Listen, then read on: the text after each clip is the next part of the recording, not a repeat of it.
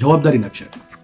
ಜವಾಬ್ದಾರಿ ನಕ್ಷೆ ಅಂತಂದರೆ ಏನು ಸಂವಿಧಾನದ ಅಡಿ ಒಳಗಡೆ ನಮಗೆ 29 ವಿಷಯಗಳ ಜವಾಬ್ದಾರಿಯನ್ನು ಸಂವಿಧಾನ ಕೊಟ್ಟಿದೆ. ಅದರ ಅಡಿಯಲ್ಲಿ ಕರ್ನಾಟಕ ಗ್ರಾಮ ಸ್ವರಾಜ್ ಮತ್ತು ಪಂಚಾಯತ್ ರಾಜ್ ಕಾಯ್ದೆ ಏನೆಲ್ಲ ಜವಾಬ್ದಾರಿಗಳನ್ನು ನಮಗೆ ವಹಿಸ್ಕೊಟ್ಟಿದೆ ಶೆಡ್ಯೂಲ್ 1 ಮೂಲಕ.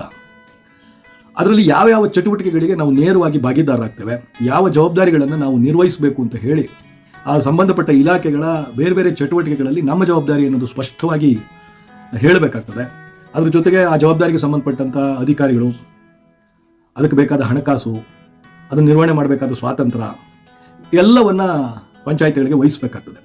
ಇಲ್ಲಿಯ ತನಕ ಆ ಜವಾಬ್ದಾರಿ ನಕ್ಷೆ ರಚನೆ ಆಗದಿರೋ ಕಾರಣಕ್ಕೆ ನಾವು ಎಲ್ಲ 29 ವಿಷಯಗಳಲ್ಲಿ ಪಂಚಾಯಿತಿಗಳ ಅಧ್ಯಕ್ಷರು, ಉಪಾಧ್ಯಕ್ಷರು, ಸದಸ್ಯರುಗಳು ಜವಾಬ್ದಾರಿಯನ್ನು ನಿರ್ವಹಿಸಲಿಕ್ಕೆ ಸಾಧ್ಯ ಆಗ್ತಿರಲಿಲ್ಲ. ಹಾಗಾಗಿ ಒಕ್ಕೂಟ ಪ್ರಪ್ರಥಮವಾಗಿ ಒಂದು ಸ್ಥಳೀಯ ಸ್ವಯಂ ಸರ್ಕಾರ ಅಂತ ಅನ್ನಿಸ್ಕೋಬೇಕಾದ್ರೆ ಎಲ್ಲ ಜವಾಬ್ದಾರಿಗಳನ್ನು ನಾವು ನಿರ್ವಹಣೆ ಮಾಡಬೇಕಾಗುತ್ತೆ, ಜವಾಬ್ದಾರಿಯ ನಕ್ಷೆಯನ್ನು ರಚನೆ ಮಾಡಿಕೊಡಿ ಅಂತ ಹೇಳಿ ಕೇಳಿದ್ವಿ.